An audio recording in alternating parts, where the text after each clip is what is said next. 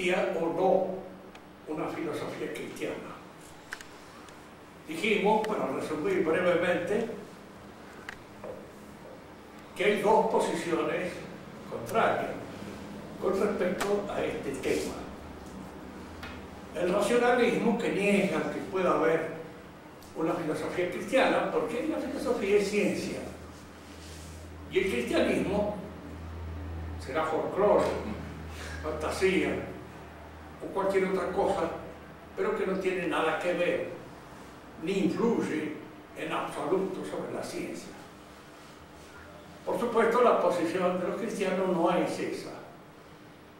Y entonces, si bien se acepta de que la revelación cristiana no ha dicho nada en torno a lo que es la matemática o la botánica o la zoología o la geografía, sí ha dicho ciertas cosas que interesan a las disciplinas filosóficas, como son la metafísica, la antropología, y a partir de la antropología filosófica, la ética en todas sus dimensiones, personales, familiares y políticas. Ahí diríamos que la revelación ha revelado ciertos aspectos que no eran totalmente conocidos a veces por la reflexión filosófica natural y que vienen al conocimiento a partir de esta muestra que hace Dios de ciertos aspectos de la realidad que tal vez humanamente pueden ser conocidos, pero que a veces no lo han sido, como sucede con muchos de estos saberes. En primer lugar, algo que humanamente puede ser conocido es la idea de que el mundo ha sido creado de la nada por Dios y que está sostenido en su realidad por la inteligencia y la voluntad divina. Nosotros habíamos hecho una ilustración a este respecto para evitar ciertas confusiones. No está sostenido como si fuera un mecanismo que Dios hubiera inventado. Se usaba en el siglo de las luces hablar de Dios como el supremo arquitecto, como el supremo mecánico o como otro inventor de un aparato rígido, mecánico, perfectamente conocido, leyes matemáticas, que sería el mundo tal como lo concebía Galileo y como lo concibió Newton. Y les explicaba también, ya que llegaba el caso, de que la lucha de la Iglesia con Galileo fue más bien por esta idea del mundo que aportaba Galileo y que ponía, diríamos, entre paréntesis, el verdadero sentido de la creación. O sea, la creación no era algo sostenido. Yo les he explicado a ustedes que más bien, si uno quiere ilustrar de una manera aproximativa, siempre analógica, la relación de Dios con el mundo no es la de un arquitecto con el edificio que ha hecho, ni la de un mecánico con el aparato que ha inventado. Es más bien la del poeta con el epos, con la poesía que está en un momento determinado, diciendo, porque la obra de Dios empieza, pero no termina, está, ¿sí? Mientras de alguna manera el mundo sigue aflorando de este discurso divino que pronuncia Dios y que sostiene en la realidad. Este discurso tiene sus leyes sintácticas, tiene sus cosas que nosotros podemos conocer, pero al mismo tiempo Dios puede, si quiere, en un momento determinado alterar un aspecto de su creación para favorecer ciertas cosas que están en su providencia. Decimos entonces que, en primer lugar, cuando se habla del hombre, la revelación aporta dos o tres nociones que cambian la perspectiva de una antropología filosófica estrictamente naturalista. En primer lugar, nos describe que el hombre es una naturaleza caída. Y es fundamental este hecho para explicar la historia del hombre. Es lo que explica no solo su conducta a través de las distintas dimensiones en que esa conducta se manifiesta, sino toda la historia del hombre es la historia de su caída. Y al mismo tiempo que es una naturaleza caída, es una naturaleza que Dios ha redimido a través del sacrificio de Cristo. Y estos son aspectos que, si bien entran a ser considerados estrictamente en la teología, podemos decir que pueden ser comprendidos también con razones de carácter filosófico, si las comprendemos y las entendemos bien. Aristóteles había dado ya lo que podríamos llamar nosotros una antropología puramente natural. Y en esta antropología aristotélica es la que va a ser retomada con el cristianismo e intrínsecamente perfeccionada por estas ideas que trae la revelación con respecto al hombre.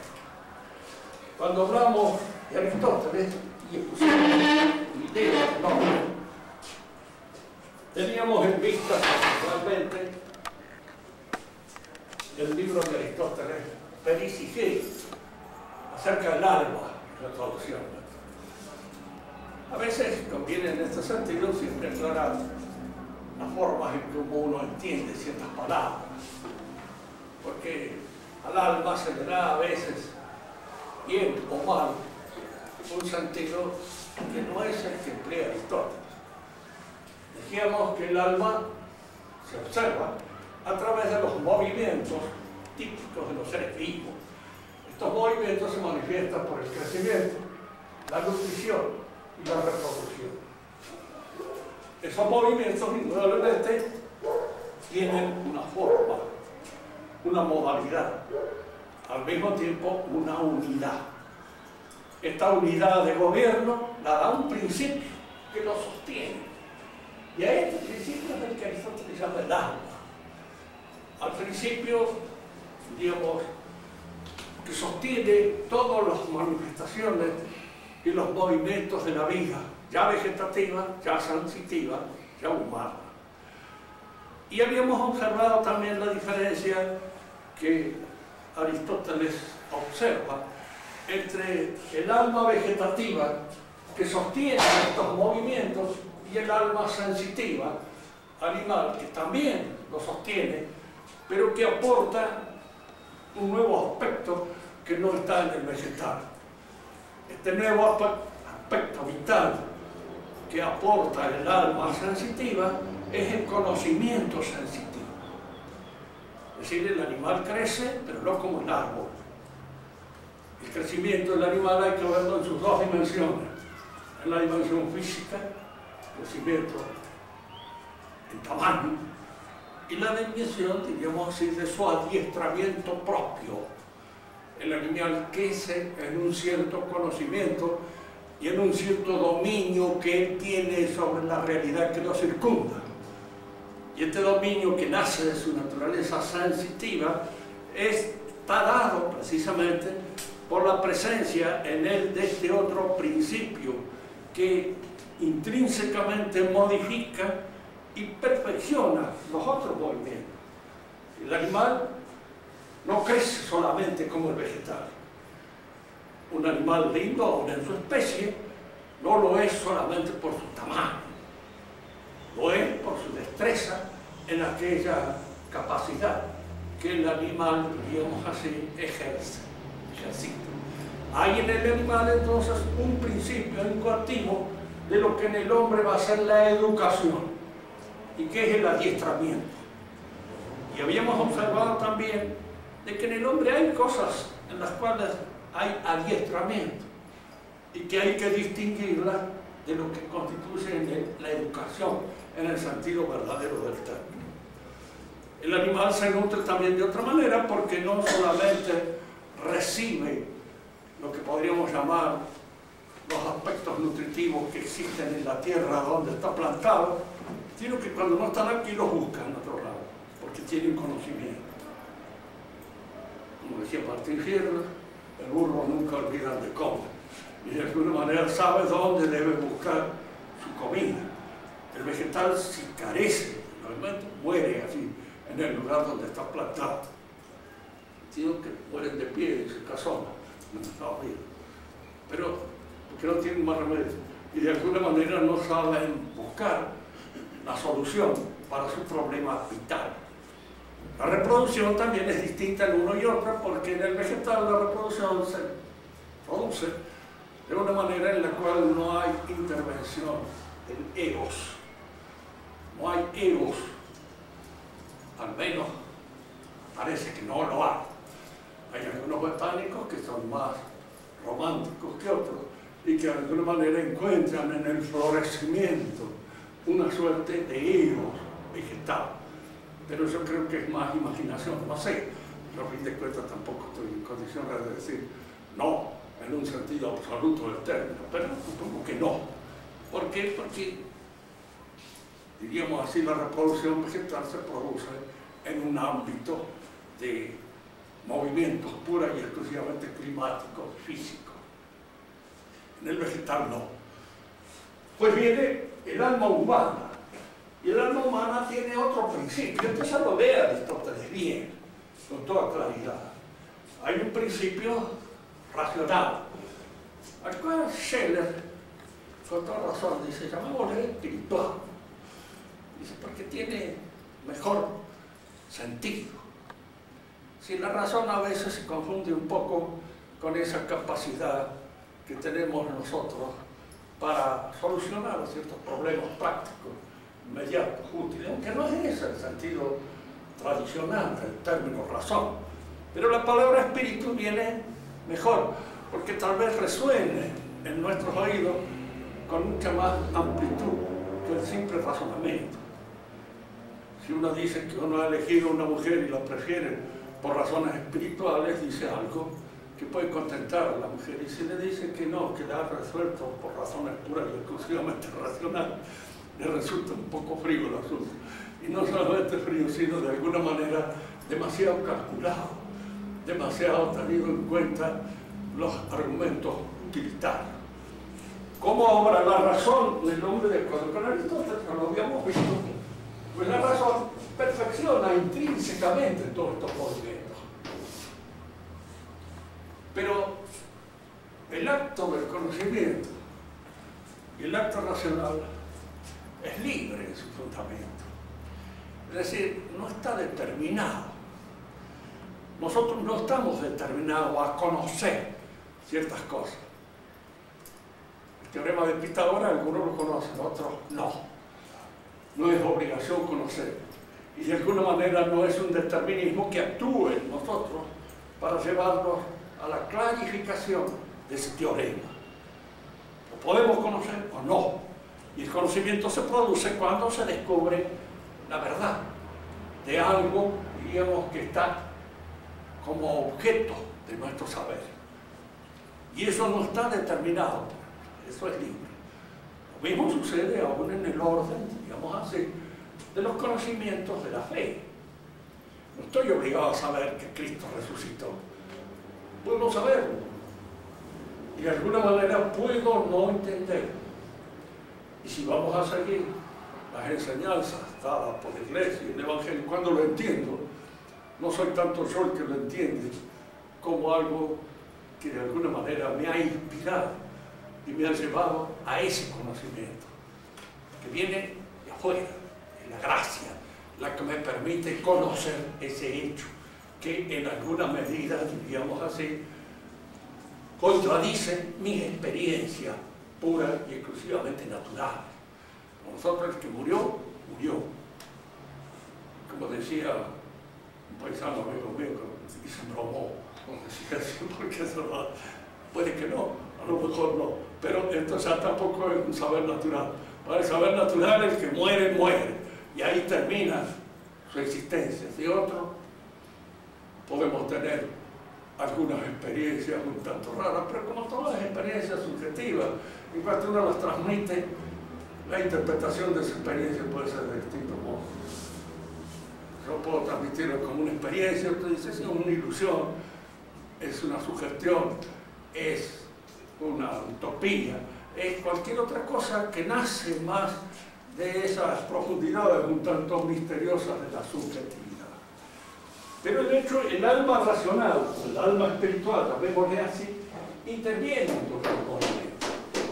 Y estos movimientos adquieren, por la influencia del alma racional o espiritual, una perfección o al mismo tiempo una imperfección, una, diríamos así, una suerte de deformación provocada por el espíritu.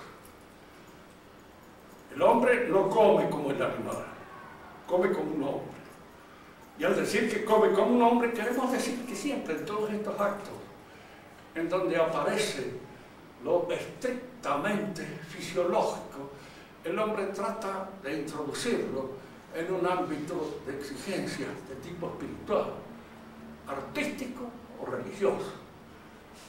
Cuando decimos de alguien que come como un animal, queremos decir que es un verdadero animal comiendo y que no sabe comer como un ser humano. El ser humano, iríamos siguiendo un poco la moda, disfraza lo que es nudamente fisiológico y lo hace incluir dentro de un ámbito de exigencia de carácter espiritual, estética o religiosa. Si nosotros atendemos a lo que nos dicen los etnólogos respecto a la sociedad primitiva, el acto de comer fue siempre un acto religioso, profundamente religioso. Incluso más, el sentido del sacrificio que aparece en el sacrificio antiguo es de que lo que el hombre come se convierte de alguna manera en hombre, pasa a ser parte de su vida y empieza indirectamente a realizarse, diríamos, en la vida del espíritu a través del hombre. El sacrificio antiguo era un sacrificio, lo hemos dicho aquí varias veces, que viene de abajo arriba, de lo vegetal o animal al humano. Si ustedes piensan en el sacrificio que introduce nuestro Señor Jesucristo, que es el nuevo sacrificio, es al revés.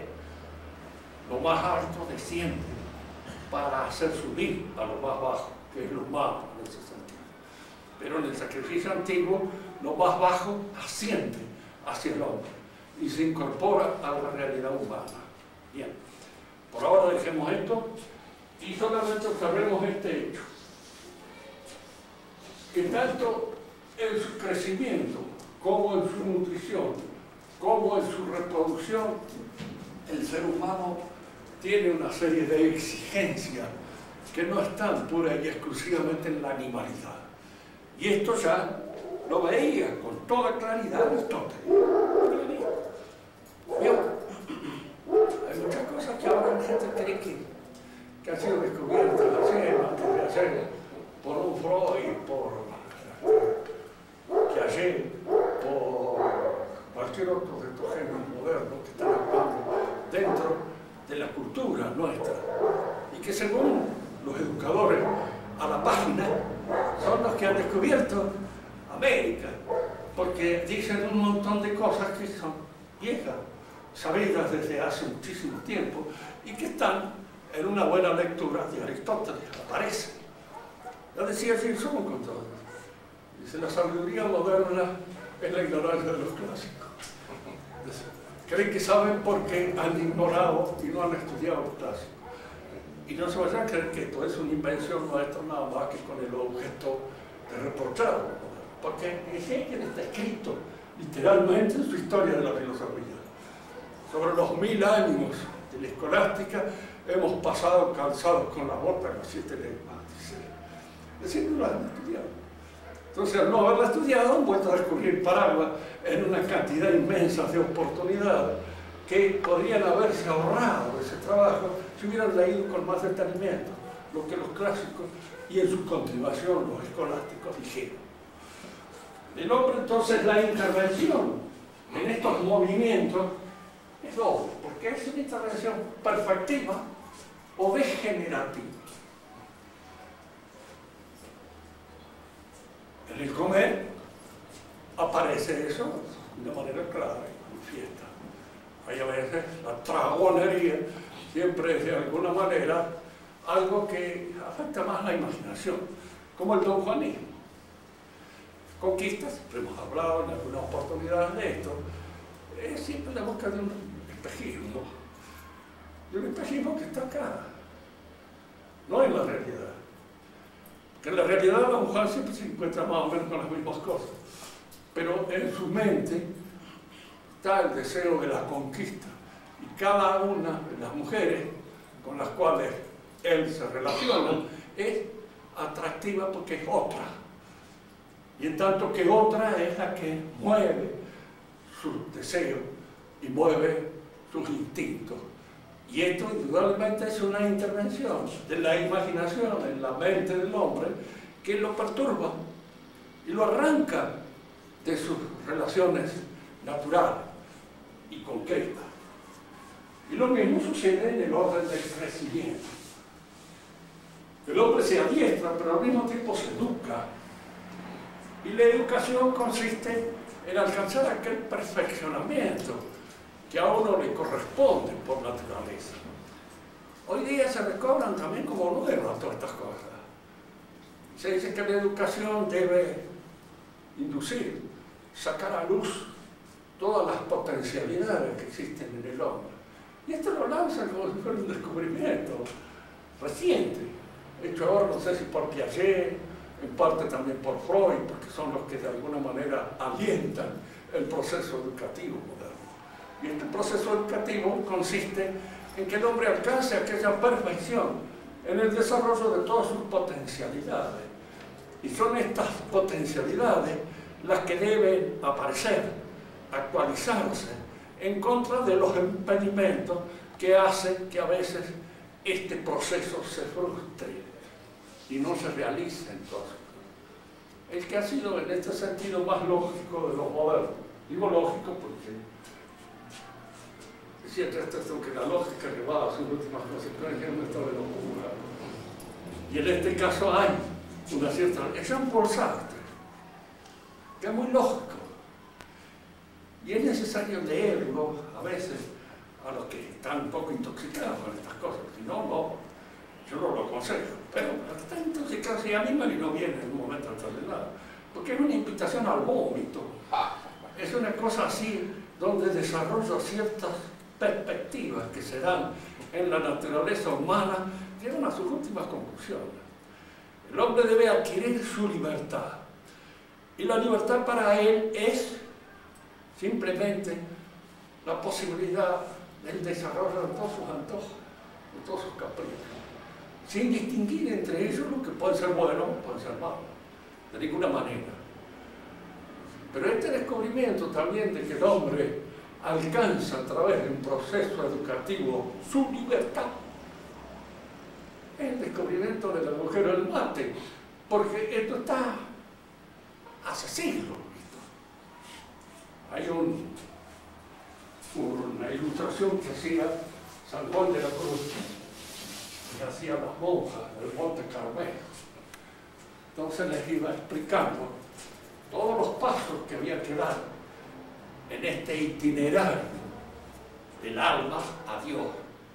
Un itinerario lleno de obstáculos, cosas que hay que vencer, de elementos que hay que superar, de pasos que hay que dar, etc. Entonces venían sintiendo así, y aquí tal cosa. Llegaba acá, y la mitad del Monte Carmelo, todo el aspecto de la vía purgativa, y entonces las monjas le preguntaron, bueno, después, ¿qué más tenemos que seguir haciendo? Porque no veían, no, dice, el que ha llegado acá ya ha logrado el dominio de su pasión, y ha logrado, diríamos así, el esplendor ético de todas sus virtudes, es libre. Pero es libre en el sentido espiritual del término. Lo que haga mana de una fuente pura, es agua pura, la que surge de él en ese momento. Entonces, la santidad es libre, pero es indudable que necesita la cruz para alcanzarla. Y la cruz es visión precisamente de todos aquellos elementos que se oponen a nuestra libertad. Para Jean-Paul Sartre, esta libertad se alcanza cuando yo he logrado la realización de todas esas potencialidades buenas o malas que tengo. Tiene un libro que se llama Saint-Genet, Salto y Marte. Saint-Genet era un invertido, ladrón, chorro, medio criminal también, no del todo porque no tenía mucho coraje para hacerlo de alguna manera, pero era un perfecto adefesio. Tenía talento para escribir y fue en la cárcel donde aprendió a escribir. Y Jean-Paul Sartre lo adoptó de alguna manera y ¿cómo lo convirtió en la imagen del hombre que ha logrado su realización? Porque ha logrado la expansión de todas las virtualidades buenas o malas que hubiera en su fondo. Y esto lo dice como un descubrimiento. Por supuesto, nunca se le hubiera ocurrido decir, tendría que leyera alguna vez a San Juan de la Cruz. Claro que diría que San Juan de la Cruz. Por ahí le siento un beso y a ponerme a leer esas porquerías. Bueno, pero en él está esto que él dice, pero dicho de una manera mucho más completa, más acabada, más total y más realizada. El hombre, entonces, el espíritu, puede intervenir deformativamente en estos movimientos y puede intervenir perfectivamente. En la reproducción, diríamos así, la monogamia es indudablemente un ideal. Y es un ideal moral. No es, digamos, una instancia física que se da, como se suele dar en algunos pájaros. Bueno, los leones, según dicen, no los conocen, yo los conozco. No sé, en otros animales no se da. Pero en el hombre tampoco se da como ideal. Como un ideal en donde aparece aquí realizada todas aquellas instancias anexas a la virtud de justicia. La lealtad, la fidelidad, son aspectos de la justicia. Y son aspectos del comportamiento justo, que es un comportamiento, diríamos así, espiritual. El cristianismo aporta a esto algo nuevo. La pregunta que nosotros hacemos, indudablemente sí, porque la gracia se inserta en la naturaleza humana, en aquello que constituye la especificidad de esa naturaleza, la inteligencia y la voluntad. Indudablemente la fe entra en la inteligencia del hombre. Las verdades que nos proponen como dogmas de fe o como verdades de fe son de alguna manera verdades propuestas al entendimiento. Siempre y a veces en algunas discusiones con gente que son muy admiradoras del Islam, por el fanatismo que el Islam provoca, por esa adhesión sin juicio a las verdades propuestas por el Corán. El islamita auténtico y cabal cree a ojos cerrados y cree que Dios puede hacer, diríamos así, de un absurdo algo real, porque la voluntad de Dios está por encima de su inteligencia y es la voluntad de Dios la que se impone. Si uno le dice, no, mire, la voluntad de Dios está esclarecida por su inteligencia, entonces ellos suponen que uno está queriendo decir que está limitado. No es un límite a la voluntad, es un esclarecimiento.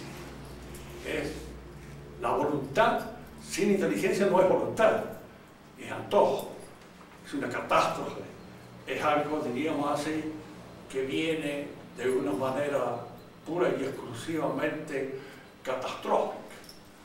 Es la alienación. Dios puede hacer. Es la alienación. La sola voluntad es la alienación. Es que siempre hay, diríamos así, la voluntad es una facultad que el hombre tiene de seguir o de imponer aquello que la inteligencia le da como bueno. Y si no hay ese acto esclarecedor de la inteligencia, ya entonces lo que está actuando puede ser la gana, que en español quiere decir muchas cosas. Tengo ganas, no tengo ganas. Otros idiomas no la tienen también, porque se ve que el español es hombre de ganas.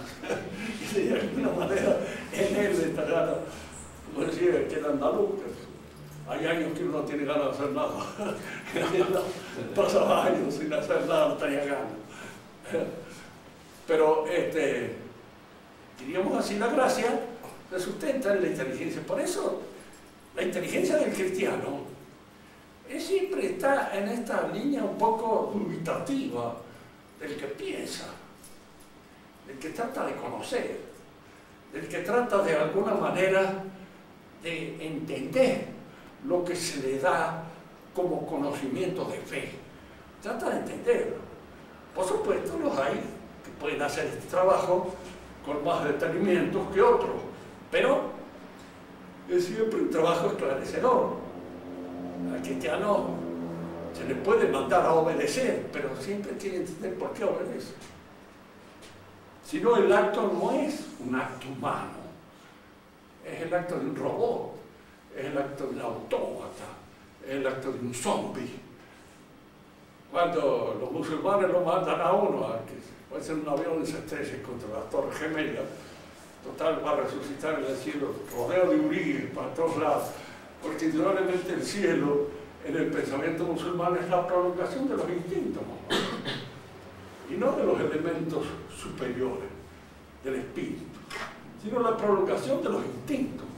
Es de alguna manera, diríamos, una perfección de los movimientos instintivos que llegan a su colmo y que alcanzan una perfección en el cielo que no tenían acá en la tierra, donde la mayor parte de los placeres que podemos adquirir son bastante menguados y duran poco. Y esa corta duración pues termina. El cielo musulmán es una prolongación de los elementos pasionales del hombre. Por eso adquiere en ellos a veces esa virtuosidad que consiste en seguir ciegamente las indicaciones del imán y no discutirlas.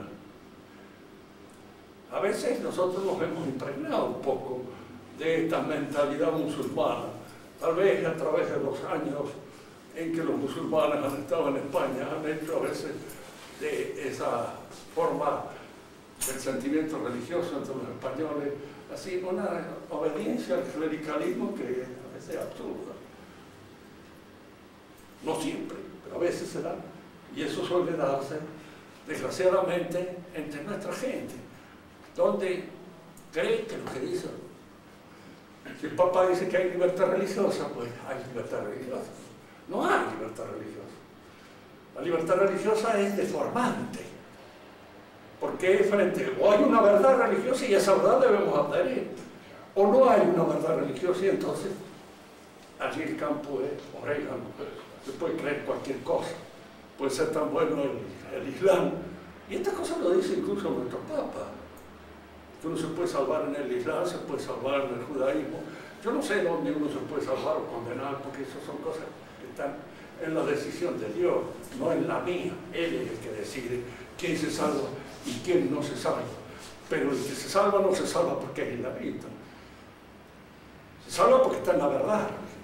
Y porque está en la verdad de su actuación. Así sí puede salvarse.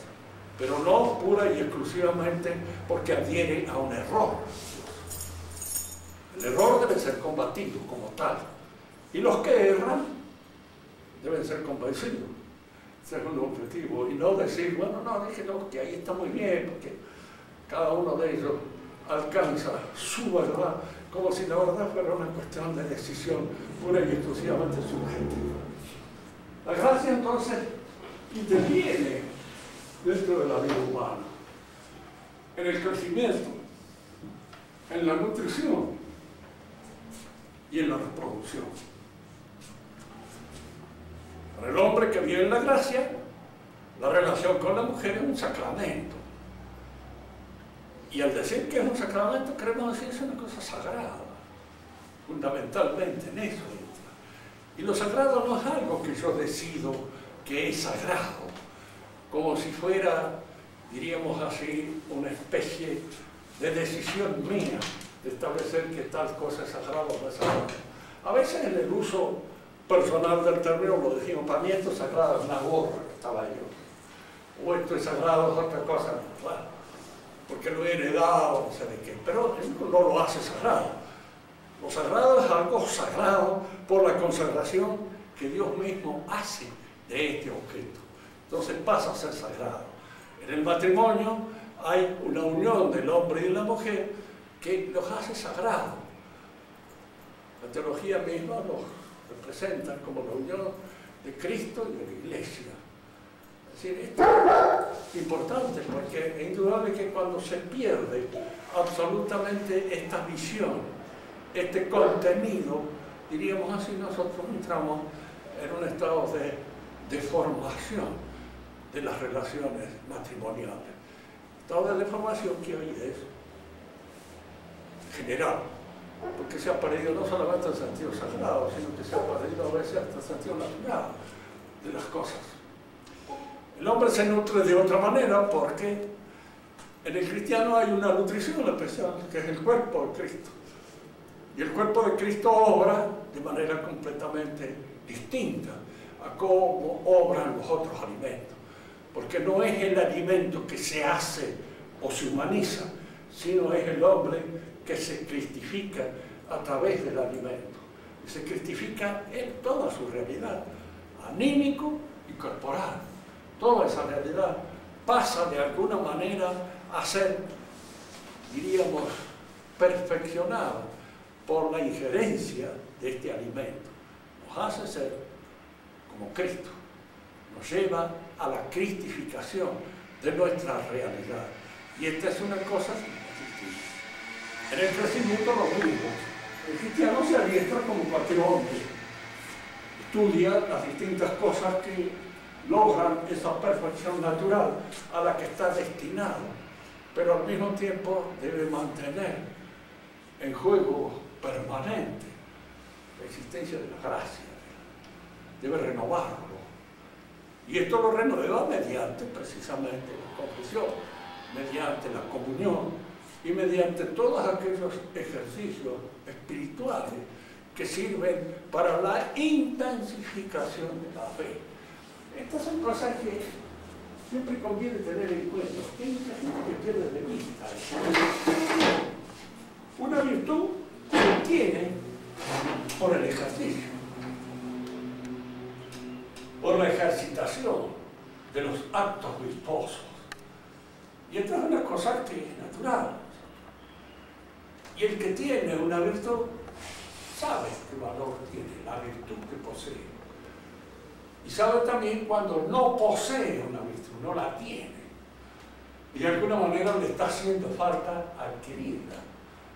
De esto tenemos experiencia todos los que sabemos que somos pecadores y que indudablemente ciertas virtudes no las poseemos. Y al no poseerlas aparece allí esa deformación y esa merma de la conducta que es la falta de posesión de la virtud. Pero el que tiene la virtud tiene la experiencia de la virtud. Y esa es una cosa que diríamos así, se traduce en la manera misma de ser, de actuar, de pronunciarse en la persona. Es importante este ordenamiento de la praxis, de la práctica religiosa, para alcanzar el conocimiento de ciertas verdades, que de otra manera no se conocen. El santo logra conocer muchísimas cosas que nosotros no conocemos. No logramos verla con la nitidez con que él puede verla, porque el ejercicio de las virtudes heroicas les permite tener una visión de la vida del espíritu que los que no tenemos ese ejercicio no nos damos cuenta, no logramos percibir. Por eso es, diríamos así, a veces, el asombro de todos aquellos que ven en el comportamiento de un hombre decente la actuación de su decencia. No la entienden. decía a una tía mía, le decía a una sirvienta, que lo probado debe ser una señora. Todo el mundo la respeta. Va a una romería y nadie la toca. Nada. En cambio, dice que es mucho más fácil y mucho más alegre la vida de los que no son señoras, porque de alguna manera reciben homenajes, a veces un poco groseros, pero que parecen satisfacer ciertas inclinaciones propias de su ser, que no lo conocen. La vida así, del ser decente, es a veces ignorada por el que no lo es. Digo esto porque en nuestra vida diaria nosotros podemos tropezar a veces con muchos hombres que están, por ejemplo, en la política, y a los cuales le hacemos algunas críticas, y ellos lo entienden. ¿Qué tipo de chitrulo es este que no logra comprender que no se puede actuar en política si no nos chapa la cosa? Y que si actúa en política sin chapar uno es un imbécil, redomado. Y la primera en decírselo a veces es la señora. Fíjese que esto también no es un descubrimiento que hayamos hecho los argentinos ahora hace poco. Está en Platón y en la República. E incluso esa oportunidad en que la mujer le reprocha al hombre que ha estado en una posición de superioridad en el orden político, reprocha no haber aprovechado su situación y no haberla aprovechado más de una manera económica, de una manera que designe el tributo de una serie de beneficios inmediatos, que las mujeres a veces en la casa lo ven con mucho más perspicacia que nosotros mismos. Lloran en ese sentido, actuando, en fin, sobre el hombre. Pero jamás entenderá en qué consiste una virtud. Jamás lo entenderá. ¿Cómo así le da tantas cosas a este infeliz? ¿No? Un acto justo, un acto de generosidad, de una manera que nosotros solemos asignar con la palabra muy habitual en la Argentina, y que quiere decir de todo. Si alguna vez leen el libro de Scalabrini Ortiz, El hombre que está solo y espera, verán la referencia a esa palabra precisamente, con la cual el argentino quiere decir siempre como que es luzoso, que es decente, que es honesto, que es un perfecto papanata, que no ha hecho las cosas y todo con la misma palabra se dice, ¿no? Bien, estamos entonces en que la revelación transforma la realidad humana. El cristiano es otro hombre, no es un mutante en el sentido, diríamos así, biológico de término, porque lo que lo cambia no es una impulsión biológica, lo que lo cambia es algo que viene precisamente de arriba y se introduce en el organismo humano como un nuevo principio orgánico que transforma la naturaleza. Porque estamos destinados a que toda nuestra naturaleza se transforme. Si nosotros pensamos que así como se nos ve en nuestro triste despojo, estamos destinados, diríamos, a la realidad de un cuerpo, diríamos, casi divinizado, espiritualizado por la gracia, digamos que eso puede pasar con nosotros. Podemos llegar a una transformación efectiva en nuestra realidad que nos permita acceder como piedras vivas en la edificación del reino de los cielos. Y sin embargo está en la promesa. Y está al alcance de todos nosotros, que de alguna manera debemos cooperar para que esa realización se efectúe y se realice. ¿Cierto? Tropezamos siempre con todas estas dificultades que impone no solamente la naturaleza, sino también los vicios. Porque hay ciertas cosas que no son tan naturales, sino que son efectivamente deformantes de nuestra naturaleza y que nacen del uso de la ejercitación viciosa de ciertas actividades o de ciertas capacidades propias del hombre. Que eso es lo que a veces no se tiene en cuenta cuando se habla en la nueva educación de tratar de lucir y llevar a su perfección todas las potencialidades del alma. Hay potencialidades y potencialidades. Pero si uno les dice, mire, hay el conocimiento de lo que es bueno y de lo que es malo, eso es dogmático. Nosotros somos pluralistas y de alguna manera no podemos imponer a los demás un dogma de fe. Eso es una cosa suya. Entonces, ¿a dónde y a qué perfección nos lleva? ¿Cuál es el sentido de la perfección que tienen en la mente para programar un cambio de la realidad humana producido por la cultura y producido por la educación? No lo tienen. Suponen que el verdadero hombre real, auténtico, cabal, completo, perfecto, es el liberal, aquel que ve todo y que todas las posibilidades son perfectamente aceptables. No es así. Diríamos, para terminar esta conversación, en la vida social siempre hay dos aspectos que hay que tener en cuenta. La compulsión, el valor que tiene la compulsión. ¿Tiene un valor la compulsión? Claro que lo tiene. En todas partes se usa. A un chico que está estudiando, el aplazo es una compulsión. La disciplina impuesta es una compulsión. Una penitencia es una compulsión. Son elementos compulsivos que ayudan a la realización de nuestra naturaleza. Parecería que hoy el objetivo, el gran programa de la educación moderna es que toda la realidad humana se despliegue sin las exigencias que impone la compulsión. Es como si viviéramos en una sociedad donde no se castigaran los delitos, donde no se persiguiera, diríamos así, de alguna manera efectiva, clara, a todos aquellos elementos caedizos de nuestra naturaleza. El hombre debe vencer su alganería, debe vencer su pereza, debe vencer su mala pasión, debe vencer su distracción para poder estudiar, para poder aprender. Y para todo eso se exige una disciplina.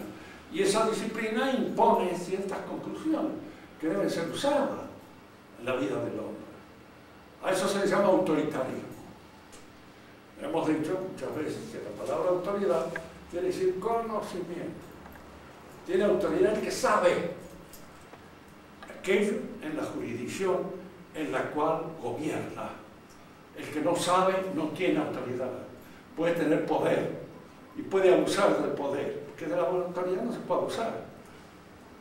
¿Quién es el que se pasa de inteligente? Nadie. Se puede pasar de imbécil, sí, pero de inteligente nunca.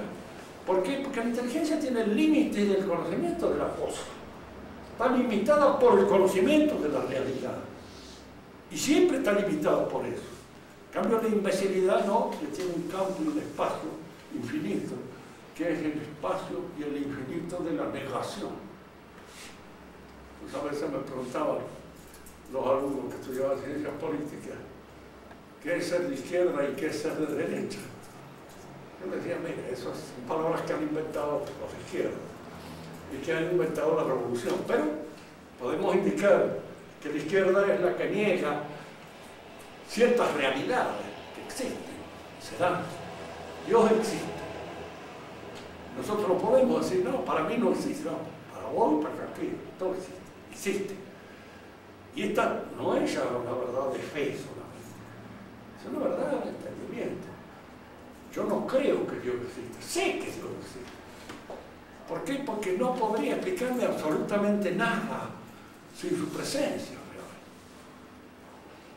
El que niega esa existencia, indudablemente, descubre para él un horizonte amplísimo donde pueda proyectar su imbecilidad a los cuatro vientos, por todos lados, sin que nada los detenga.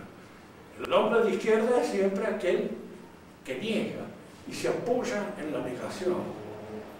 Existiría una izquierda total. Sería llegar al límite de la negación total de todas las cosas. siempre a esta izquierda hay otros de más izquierda, que es el que prolonga su negación.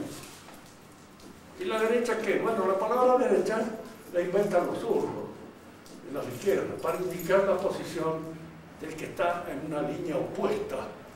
Pero estas líneas opuestas pueden ser varias líneas de izquierda que en alguna medida se oponen a la situación de este zurdo que se encuentra acá en este límite. La derecha completa sería la afirmación de todas esas cosas que la izquierda niega. La existencia de Dios, la existencia de la naturaleza humana, la existencia de la autoridad que ayuda a la realización de la libertad, la existencia de compulsiones. Y como les decía al principio, la compulsión está de alguna manera superada por la asunción.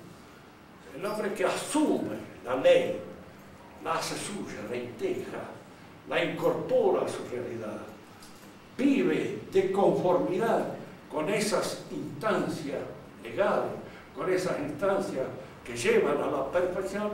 Ese es el hombre que asume, que hace suya todas las responsabilidades a las cuales de alguna manera tiene el hombre que someterse, hace suya. Ese es asumir la ley. Por eso nuestro Señor dice muchas veces cosas. Yo vengo aquí no a negar la ley, sino a superarla, a asumirla.